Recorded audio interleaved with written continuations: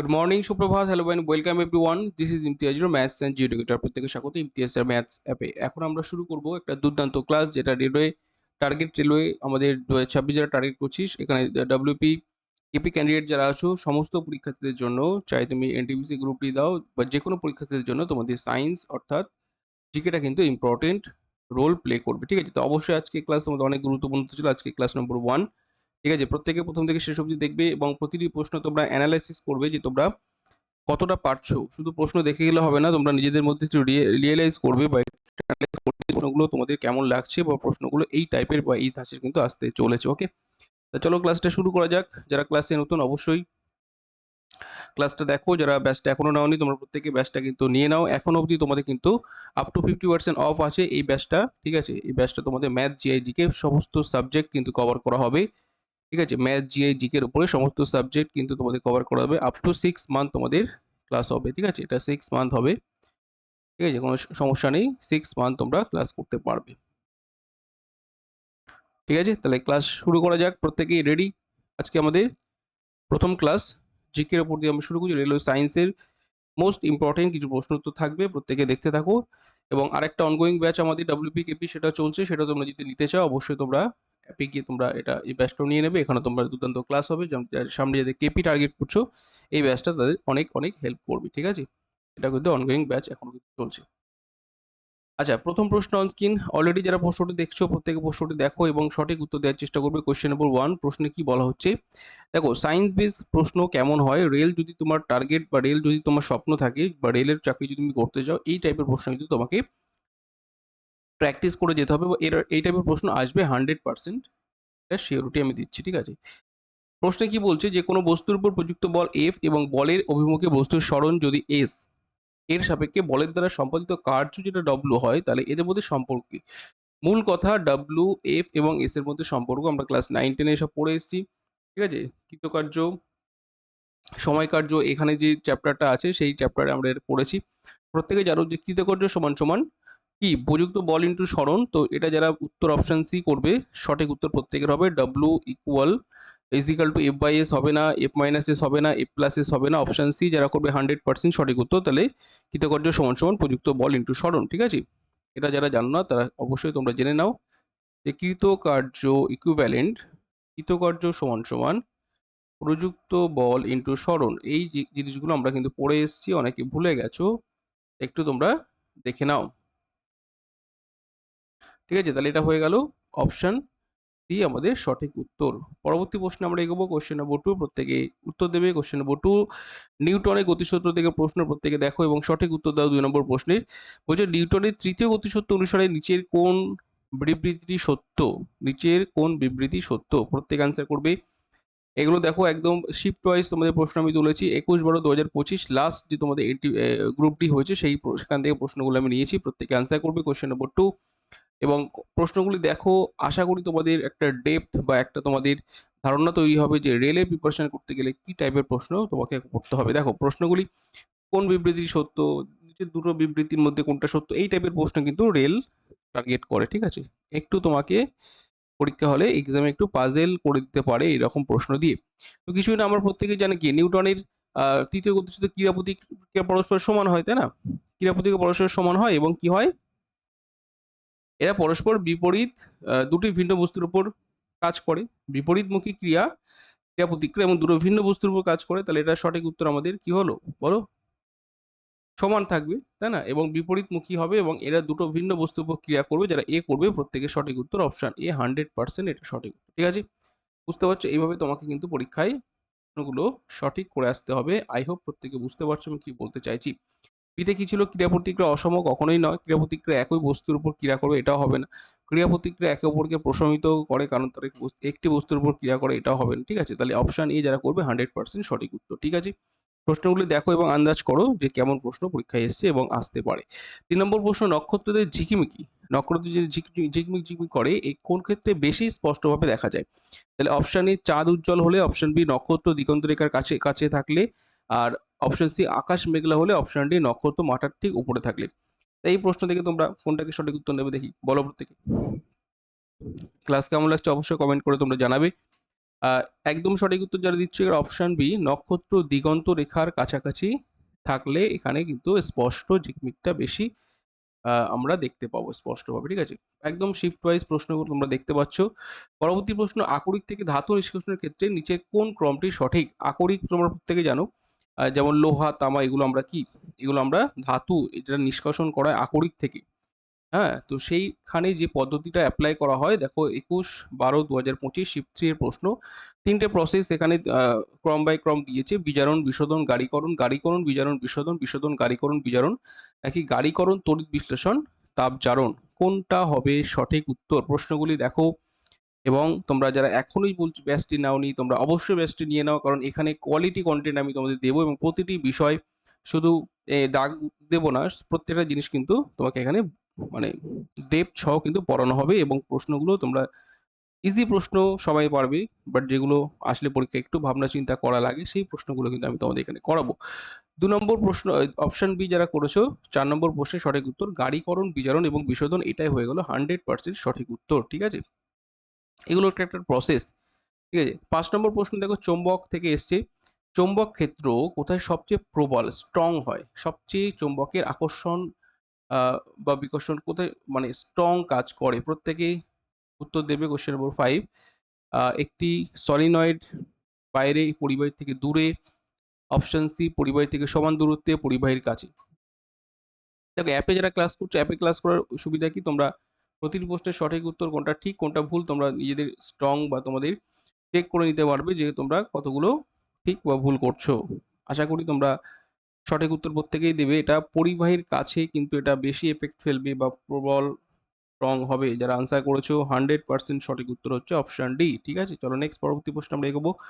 Question number 6, বলছে শব্দ তরঙ্গের বিস্তার সম্পর্কে নিম্নলিখিত কোনটি সত্য? শব্দ তরঙ্গের বিস্তার সম্পর্কে নিম্নের কোনটি সত্য? প্রত্যেকে দেখো প্রশ্নটি, এটা তোমাদের শিফট 3 এর প্রশ্ন 21/12/2025, যেখানে বলা হচ্ছে শব্দ কঠিন মাধ্যমে সবচেয়ে দ্রুত, তরল মাধ্যমে তার চেয়ে ধীরে এবং গ্যাসীয় মাধ্যমের মধ্য দিয়ে সবচেয়ে ধীরে চলাচল করে। অপশন বি, শব্দ সকল মাধ্যমে একই দ্রুতিতে চলাচল করে। অপশন সিতে বলছে শব্দ গ্যাসীয় মাধ্যমে সবচেয়ে দ্রুত, তরল মাধ্যমে তার চেয়ে ধীরে এবং কঠিন মাধ্যমে সবচেয়ে ধীরে চলাচল করে। অপশন ডিতে বলা হচ্ছে শব্দ শূন্য মাধ্যমের মধ্যে যেতে পারে। তাহলে এখানে আমরা প্রত্যেকে জানি এটা তো হবেই না, তাই না। কাটতে কাটতে চলো, এখানে শব্দ সকল মাধ্যমে একই দ্রুত, এটাও ঠিক নয়। শব্দ কঠিন মাধ্যমে সবচেয়ে দ্রুত, এটা হবে সঠিক উত্তর। অপশন এ যারা করবে 100% সঠিক উত্তর। সবচেয়ে দ্রুত কঠিন সলিডের মধ্যে দিয়ে প্রত্যেকে যায়।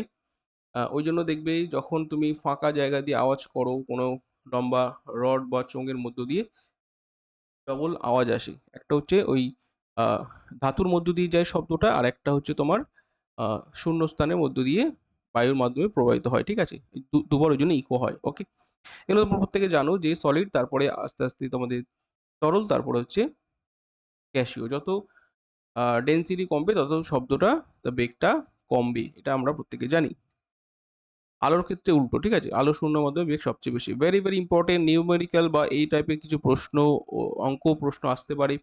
হ্যাঁ, তোমরা যারা বুঝতে পারছো প্রশ্নটি পড়ে নাও। বলছে পৃথিবী এবং এম কেজি ভরে একটি বস্তুর মধ্যে অভিকর্ষজ বল হলো এফ এন মানে নিউটন। এফ নিউটন বল, বস্তুটির ভর বৃদ্ধি করে 4m বা 4m কেজি করা হলো। বস্তু এবং পৃথিবীর মধ্যে অভিকর্ষজ বল কত হবে? একদমই সোজা একটা প্রশ্ন। শুধু তোমাকে এখানে বলেছে অন্যান্য সমস্ত জিনিস সব একই থাকবে, মানে কনস্ট্যান্ট থাকবে। তা দেখো মহাকর্ষের সূত্র কি বোঝে? মহাকর্ষের সূত্র মানে কি, দুটো বস্তুর মধ্যে, তোমরা যারা জানো কি জানো জানি না, দুটো বস্তু যদি আমরা ধরে নিই এ এবং বি এর মধ্যে, এখানে যে বলটা কাজ করবে সেটা অবশ্যই তোমাদের জানতে হবে, বা M1 M2 যদি আমরা দেখাতে পারি, এর মধ্যে যে বলটা কাজ করবে সেটা কি হয় বলো? সমানুপাতিক বা একই হারে কাজ করবে, মানে F ভ্যারিজেস M1 M2, ঠিক আছে। বোঝা গেল? তাহলে এখানে তোমাদের এখানে কি বলা হচ্ছে যে পৃথিবীর ভর তো স্থির, মানে আমরা পৃথিবী এবং আরেকটা বস্তুকে এম থেকে আমরা 4m করছি, মানে পৃথিবী তো স্থির। তাহলে ভালো করে বুঝে নেবে, আর্থকে স্থির রেখে বস্তুর ভরটা এম থেকে যদি 4m করা হয়, একটা তো ফিক্সড, এটা যদি এম থেকে 4m করা হয় তাহলে অবশ্যই তোমার এফটাও হয়ে যাবে 4f নিউটন, ঠিক আছে। আশা করি বুঝতে পারছো, বলটাও কিন্তু সমানুপাতিক হারে কিন্তু বাড়বে বা চেঞ্জ হবে। যারা বুঝতে পেরেছো সঠিক উত্তর কিন্তু অভিজ্ঞ বলো 4 গুণ বেড়ে 4f হবে। আমার কথা প্রত্যেকে ক্লিয়ার হচ্ছে? এইভাবে তোমাদের ছোট ছোট প্রশ্ন আসবে, যদি কনসেপ্ট ক্লিয়ার থাকে তুমি উইদাউট ক্যালকুলেশন করে দিয়ে আসতে পারবে। এর জন্য কিন্তু তোমাদের পেড ব্যাচে আসতে হবে। যারা বুঝতে পেরেছো যে সঠিক উত্তর কিন্তু 4f নিউটন। দেখো বুঝতে পারলে এইসব কিছুই না। আর পৃথিবীকে আর্থকে আমরা স্থির রাখছি, যে কোনো একটাকে চেঞ্জ করছি, তাহলে বলটাও আমাদের সমানুপাতিক হারে চেঞ্জ হবে। মানে m থেকে 4m হলে f থেকে 4f হবে। কথা বুঝতে পারছো? এই হচ্ছে আমাদের সম্পর্ক। চলো নেক্সট পরবর্তী প্রশ্ন হচ্ছে যানবাহনের পিছনের দৃশ্য, মানে অর্থাৎ তুমি একটা বাইকে করে যাচ্ছ, বা আমি বারবার তোমাদের প্রশ্নগুলো করিয়েছি, এইভাবে তোমাদের যদি দুটো ভিউ ফাইন্ডার যেটাকে আমরা বলি, বাইকের ভিউ ফাইন্ডার যেটা আমরা বলি, যে এখানে ধরো এটা একটা বাইকের ভিউ ফাইন্ডার। তো এখানে আমরা এই ভিউ ফাইন্ডারে আমরা কি করব, পিছনের গাড়িগুলোকে আমরা দেখতে পাই। ঠিক আছে, তাহলে এটা কি ধরনের দর্পণ? প্রত্যেকে জানো সমতল দর্পণ, উত্তল দর্পণ, অবতল দর্পণ নাকি প্যারাবোলিক দর্পণ? যারা বুঝতে পারছো সঠিক উত্তর আমাদের প্রত্যেকে জানা উচিত, যেটা হচ্ছে উত্তল দর্পণ। 100% যারা উত্তর দিয়েছে উত্তল দর্পণ। মানে উত্তল দর্পণ মানে কি বলতো, ছোট ছোট হবে এফেক্টিভ, কিন্তু মানে এর ভিতরে সবকিছু দেখা যাবে। যেমনটা দেখবে তোমার উত্তল দর্পণ ছোট একটা আয়নার ভিতরে বাইরে পিছনে অনেক বাড়ি গাড়ি সবকিছু দেখতে পাও, তাই না? ছোট দেখবে। যারা বাইক রাইড করেছো তারাই বুঝতে পারবে এটা, বা 4 চাকা যারা রাইড করেছো।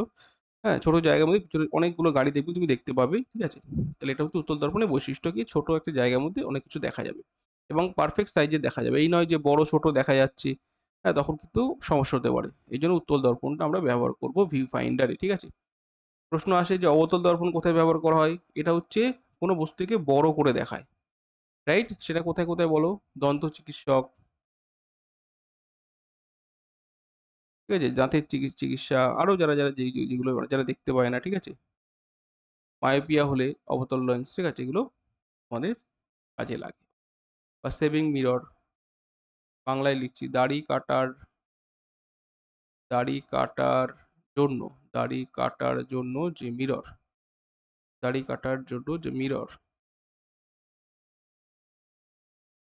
এগুলো আমাদের অবতল দর্পণ কাজ করে। ঠিক আছে, এগুলো সমতল দর্পণ আমাদের বাড়িতে যেটা আমরা ছবি দেখি, বাড়ির যে দর্পণ, বাংলা কথায় প্লেন যেটা আর কি, হ্যাঁ, বাড়ির দর্পণগুলো, এখানে তো বড় ছোট ব্যাপার দেখানো সেম সেম দেখাতে হবে, তাই সমতল দর্পণ ব্যবহার। ঠিক আছে, চলো 9 নম্বর প্রশ্নে আমরা চলে এসেছি। প্রশ্নে বলা হচ্ছে কি লালার রসে কোন ধরনের উৎসেচক থাকে? লালার রস আমরা প্রত্যেকে জানি, এটা তোমাদের দেখো স্যালাইভারি মাইলেজ কোনো উৎসেচক থাকে না, স্যালাইভারি প্রোটিন নাকি স্যালাইভারি লাইপেজ? খুব ভালো একটা প্রশ্ন, প্রত্যেকে আনসার করবে। যে লালা রসে আমরা প্রত্যেকে জানি যে এখানে অ্যামাইলেজ, অর্থাৎ অপশন এ যারা করবে স্যালাইভারি অ্যামাইলেজ, এটাই হবে আমাদের সঠিক উত্তর। এই উৎসেচকটা থাকে। ঠিক আছে, ওকে, তো প্রশ্নগুলি বুঝতে পারছো যথেষ্ট অথেন্টিক এবং যথেষ্ট তোমাদের ইম্পর্টেন্ট হতে চলেছে আপকামিং যে কোনো টার্গেট রেলওয়ে, যারা টার্গেট করছো রেলওয়ে সায়েন্স, তোমাদের কিন্তু খুব ভালো করে পড়তে হবে। একটি মৌলের চিহ্ন বা সিম্বল কি নির্দেশ করে? প্রত্যেকে বলো দেখি। মৌলটির একটি বোল, নাকি মৌলটির পুরো নাম, কেবল মৌলটির একটি পরমাণু, নাকি পারমাণবিক সংখ্যা এবং ভর সংখ্যা?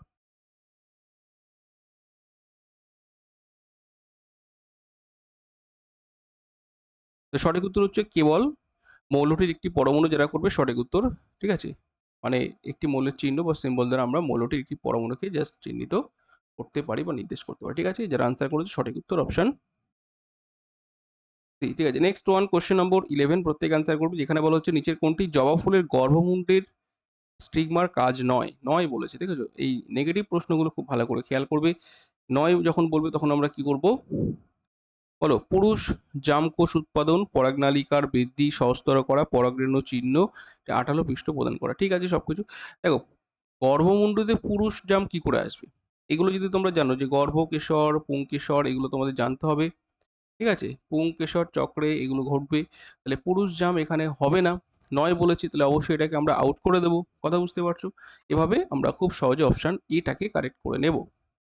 নেক্সট ওয়ান, ধাতুগুলির কোন দুটি ভৌত ধর্মের কারণে যথাক্রমে তাদের টেনে সরু তার এবং পিটিয়ে পাতলা করা যায়? বলো, ভালো প্রশ্ন। কোন কারণের ফলে এটা করা যায়? দ্যুতি এবং দৃঢ়তা অপশন এ, অপশন বি উচ্চ গলনাঙ্ক এবং কঠিন অবস্থা, অপশন সি প্রশংসনীয়তা এবং নমনীয়তা, অপশন ডি উচ্চনদী ধর্ম এবং তার পরিবাহিতা। তো বুঝতে পারছো, অবশ্যই নমনীয়তা কাজ করবে, নাহলে তো পিটিয়ে তোমাকে লম্বা করা যাবে না নাকি। এবং প্রসারণশীলতা এটাও কিন্তু থাকবে। তাহলে সঠিক উত্তর অপশন সি যারা করবে, এগুলো একটু অপশন দেখে উত্তর করলে কিন্তু খুব সহজেই, বা যে কমন সেন্স বা যারা পড়েছো পড়াশোনা করেছো অবশ্যই এটা এগুলো পারবে, কোনো সমস্যা হবে না। পরবর্তী প্রশ্নে আমরা আসি, অপশন 13 নম্বর প্রশ্নে বলছে গর্ভধারণ রোধ করার জন্য কোনো গর্ভনিরোধক ডিভাইসটি, কোন গর্ভনিরোধক ডিভাইসটি জরায়ুতে স্থাপন করা হয়? এরা প্রত্যেকে জানো, প্রত্যেকে নাও জানতে পারো, তাই জেনে নাও যে এখানে কি বলা হচ্ছে যে পিল বা যেগুলো গ্রহণ করা হয় ওষুধ, সেগুলোর মাধ্যমে, বা কন্ডম ব্যবহার, নাকি কপার টি, নাকি হরমোনাল প্যাচ। তো এটা একটা তোমাদের বায়োলজিক্যাল সায়েন্সের একটা প্রশ্ন। এটা বর্তমানে কপার টি, যারা উত্তর করবে অপশন সি, এটা কপার টি এর ব্যবহার করা হচ্ছে। ঠিক আছে, সঠিক উত্তর অপশন সি যারা করেছো, right answer. Next one, question number 14, একটি তড়িৎ বর্তনীর রূপরেখাচিত্রে বিভব পার্থক্য পরিমাপের জন্য সংযুক্ত ভোল্ট মিটারকে সাধারণত কিভাবে নির্দেশ করা হয়? দেখো, ভোল্ট মিটার বিভব পার্থক্য পরিমাপ করে, তাহলে এখান থেকে আমরা একটা জিনিস জেনে গেলাম যে বিভব পার্থক্য পরিমাপ করে কি, ভোল্ট মিটার। এটা প্রশ্ন আসতে পারে, ঠিক আছে, ভোল্ট মিটার। তাহলে এর মধ্যে কোন অপশনটা কারেক্ট, প্রত্যেকে করো দেখি। যে শ্রেণী সমবায় যুক্ত একটি বৃত্ত যার ভিতরে এ অঙ্কিত রয়েছে, শ্রেণী সমবায় যুক্ত একটি আয়তক্ষেত্র যার ভিতরে আর অঙ্কিত রয়েছে। অপশন সি, সমান্তরাল সমবায় সংযুক্ত একটি বর্গক্ষেত্র যার ভিতরে ভি অঙ্কিত রয়েছে। অপশন ডি, সমান্তরাল সমবায় সংযুক্ত একটি বৃত্ত যার মধ্যে ভি অঙ্কিত রয়েছে। দেখো এগুলো, দেখো এগুলো তোমাদের ওই তড়িৎ চ্যাপ্টারটা না পড়লে কিন্তু পারবে না, ঠিক আছে, এগুলো কনসেপ্ট ক্লিয়ার রাখতে হবে। এটা অবশ্যই সমান্তরাল সমবায় হবে, ভোল্টমিটার, এবং একটি বৃত্ত থাকবে যার ভিতরে ভি অঙ্কিত থাকবে। কথা বুঝতে পারছো, বৃত্তর ভিতরে ভি, ভোল্টমিটার যেহেতু বৃত্তের ভিতরে ভি অঙ্কিত থাকবে, ঠিক আছে, সমান্তরাল সমবায়ে কাজ করবে। কথা বুঝতে পারছো, এগুলো তোমাদের সায়েন্স থেকে খুব ভালো ডেপথ লেভেলের প্রশ্ন এগুলো।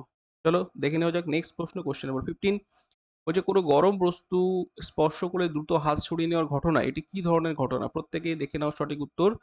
অপশন এ শর্ত সাপেক্ষ, অপশন বি প্রতিবর্ত, অপশন সি হরমোনের ক্রিয়া, অপশন ডি হচ্ছে চিন্তন ক্রিয়া। দেখো এখানে চিন্তন ক্রিয়া তো কাজ করবে না, হরমোনের ক্রিয়া হবে না, এগুলো প্রত্যেকে জানো যে রিফ্লেক্স আর্ক যেগুলো আমরা বলি, অর্থাৎ প্রতিবর্ত ক্রিয়া। মানে তুমি ধরো হঠাৎ তোমার চোখে আলো পড়েছে, জোরালো আলো, চোখটা মানে পিট করে, তাই না?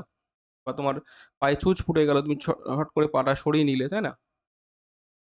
বা কেউ চিমটি কাটলো, হাতটা সরিয়ে নিলে, এগুলো হচ্ছে আমাদের জন্মগত বা প্রতিবর্ত ক্রিয়া, এগুলো আমরা জানি রিফ্লেক্স আর্কের ফলে ঘটে। তো এটা গরম কিছু লাগলে, ছ্যাঁকা লাগলে আমরা তাড়াতাড়ি হাত সরিয়ে নিই, বা ঠিক আছে, তো এটা হচ্ছে প্রতিবর্ত ক্রিয়ার প্রভাবে কিন্তু ঘটে, ঠিক আছে। চলো নেক্সট পরবর্তী প্রশ্ন, কোশ্চেন নম্বর 16, প্রত্যেকটি প্রশ্ন তোমরা বুঝতে পারছো তো কতটা ইম্পর্টেন্ট। তো অবশ্যই এরকম কন্টেন্ট দিয়ে ক্লাস করানো হবে। তোমরা যারা এখন অবধি ভাবছো যে ব্যাচটা আমরা নেব, আর দেরি নয়, সমস্ত ক্লাস ম্যাথ, জিআই, জিকে এরকম ফুললি টাইট কন্টেন্ট, অর্থাৎ ফুললি কোয়ালিটি কন্টেন্ট দিয়ে তোমাদের ক্লাস আমি করাবো, মানে কথা দিচ্ছি। তোমরা কিন্তু ব্যাচটা অবশ্যই নিয়ে নাও, কারণ ন্যূনতম একটা তোমাদের প্রাইস দিয়ে তোমাদের কিন্তু 6 মান্থ ভ্যালিডিটি সহ এই ব্যাচটা তোমরা যুক্ত হতে পারবে।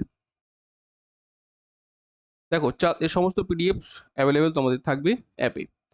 বলো কোনো বিজ্ঞানী মৌলগুলোকে এমন পদার্থ হিসেবে সংজ্ঞায়িত করেছিলেন যে যেই পদার্থগুলি রাসায়নিক বিক্রিয়ার মাধ্যমে সরল আকারে ভাঙা যায়? বলো, Charles Darwin, Robert Hooke, Antony Lavoisier, Robert Boyle. দেখো বয়েল তো হবে না এখানে, চার্লস ডারউইন তো হবে না, ঠিক আছে। ওকে, তাহলে এখানে সঠিক উত্তর হবে অপশন সি। অপশন সি হয়ে গেল কারেক্ট অ্যান্সার, অ্যান্টনি ল্যাভোসিয়ার। পরবর্তী প্রশ্নে আমরা যাব, কোশ্চেন নম্বর 17, বলছি ধাতু এবং অধাতু বিক্রিয়ায় সাধারণত কোন ধরনের রাসায়নিক বন্ধন গঠিত হয়? প্রত্যেকে দেখো প্রশ্ন নম্বর 17, ধাতু এবং অধাতু বিক্রিয়ায় সাধারণত কোন ধরনের রাসায়নিক বন্ড গঠিত হয়? এটা আমরা দেখে নেব, সমযোজী বন্ধন, ধাতব বন্ধন, আয়নীয় বন্ধন, নাকি হাইড্রোজেন বন্ধন। তো সঠিক উত্তর কি হবে আমাদের এখানে, প্রত্যেকে বলো।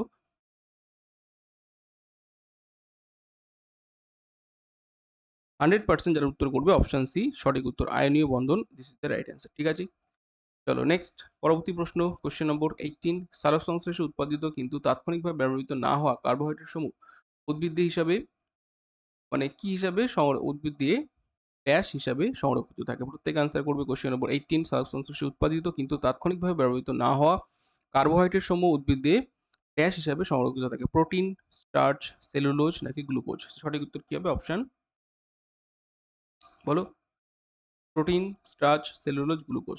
সঠিক উত্তর যারা করবে অপশন বি স্টার্চ হয়ে যাবে রাইট অ্যান্সার। ঠিক আছে, পরবর্তী প্রশ্ন, নিম্নোক্ত বিবৃতিগুলি বিবেচনা করে সঠিক বা ঠিক বিকল্প চয়ন করুন। দেখো এখানে রেলেও যারা টার্গেট করছো, তোমাদের বারবার আমি বলছি এই টাইপের প্রশ্ন কিন্তু থাকবে। বিবৃতি 1 বা বিবৃতি 2, অর্থাৎ এ এবং বি দিয়ে বলা হয়েছে। বিবৃতি এ বলছে বেকিং সোডাকে তীব্রভাবে উত্তপ্ত করলে ওয়াশিং সোডা পাওয়া যায়। বিবৃতি 2 বলছে এটি কাঁচ, সাবান এবং কাঁচ শিল্পে ব্যবহৃত করা। তো এখানে প্রত্যেকে বলো সঠিক কোনটি। বলছে এ এবং বি উভয় বিবৃতি ঠিক, এ এবং বি উভয় বিবৃতি ভুল, বিবৃতি এ ভুল কিন্তু বি ঠিক, বিবৃতি এ ঠিক কিন্তু বি ভুল। এরকম প্রশ্ন দেখে অনেকে কিন্তু ভ্যাবাচাকা খেয়ে যায়, কারণ তাদের যদি ক্লিয়ার কনসেপ্ট না থাকে তারা কিন্তু ভুল উত্তরটা দিয়ে চলে আসবে। দেখো বেকিং সোডাকে তীব্র উত্তপ্ত করলে ওয়াশিং সোডা পাওয়া যায়, এটা কখনোই সম্ভব নয়। ওয়াশিং সোডা বেকিং সোডা সম্পূর্ণ আলাদা।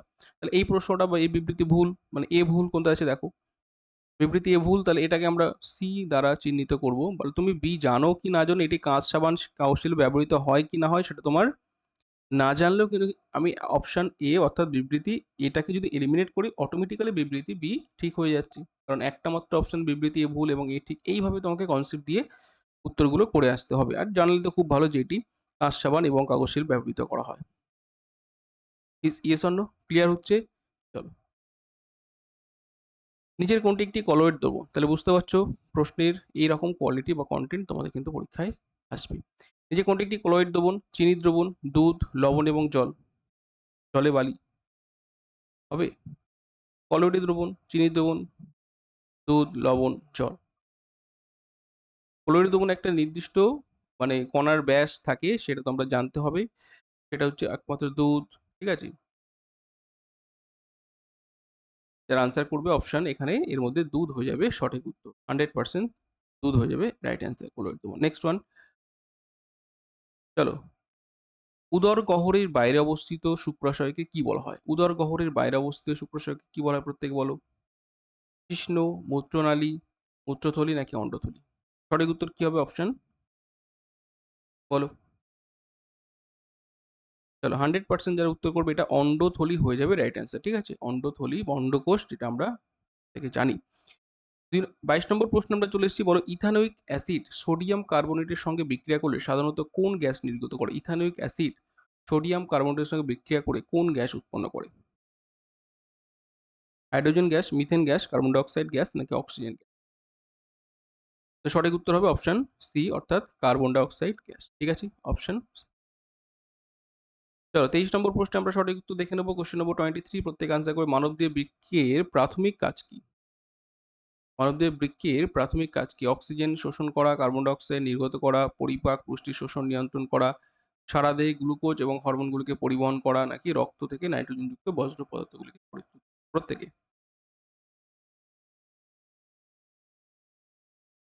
প্রত্যেকে জানি যে বৃক্ক বা কিডনির কাজ কি? রক্ত থেকে নাইট্রোজেন যুক্ত বজ্রকে পরিশ্রুত করা, তাই না? পরিশ্রুত করা। ক্লিয়ার? যারা আনসার করবে অপশন ডি হয়ে গেল রাইট অ্যান্সার। পরবর্তী প্রশ্নে আমরা এগোবো।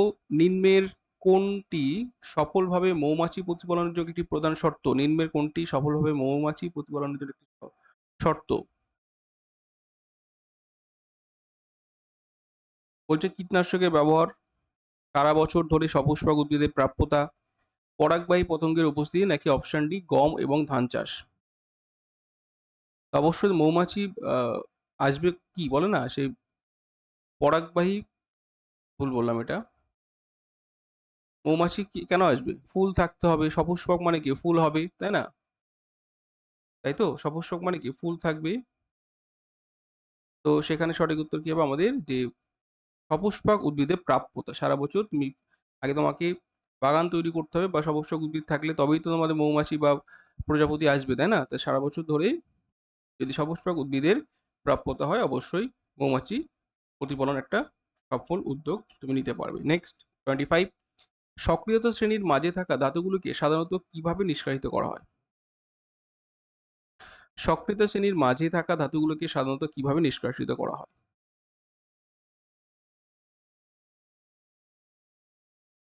সঠিক উত্তর কি হবে অপশন এ শুধুমাত্র তাপ প্রদান, অপশন বি তড়িৎ বিশ্লেষণের মাধ্যমে, অপশন সি কার্বন বিজারণ পদ্ধতির মাধ্যমে, অপশন ডি হচ্ছে জলে দ্রবীভূত করে। তাহলে সঠিক উত্তর কি হবে? অপশন সি কার্বন বিজারণ পদ্ধতির মাধ্যমে। ঠিক আছে, ওকে, চল তাহলে এইভাবে তোমাদের শিফট ওয়াইজ আমি কিন্তু ক্লাসটা করাবো। তোমাদের যারা অলরেডি যারা ক্লাসে যুক্ত হয়ে গেছো তোমরা বুঝতে পারছো তোমাদের অ্যাপে ক্লাস করলে যে সুবিধা হয় কি হয়, এখানে তোমরা দুর্দান্তভাবে প্রতিটি ক্লাস করতে পারবে এবং উইথ ট্রিক্স কনসেপ্ট সহ, এবং অ্যাকিউরেসি কতটা ঠিক হচ্ছে সঠিক সেটা তোমরা অ্যাপে পোল ফিচার্স যেটা আছে, পোল দিয়ে তোমরা সেটা কিন্তু চেক করে নিতে পারবে কটা ঠিক কটা ভুল। এটা কিন্তু ইউটিউবে সম্ভব নয়।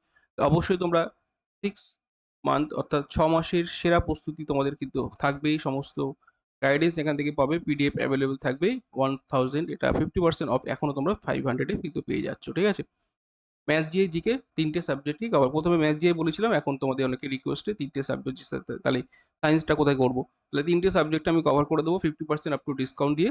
তোমরা অবশ্যই ব্যাচটা নিয়ে নাও প্রত্যেকে। ঠিক আছে, চলে এসো, দুর্দান্ত প্রিপারেশন হবে একদম 100%। তোমরা কিন্তু সিলেকশন, তোমাদের কিন্তু চান্স একটা থাকবে পাওয়ার, যদি তুমি নিজের মানে 100% দিয়ে দাও। ঠিক আছে, কথা বুঝতে পারছো? তাহলে এইভাবে তোমাদের সায়েন্সটা আমি রেডি করবো, ম্যাথ জিআই জিকে সব কিছু কিন্তু রেডি করে দেবো। ওকে, চলো দেখা হচ্ছে তাহলে পরবর্তী ক্লাসে।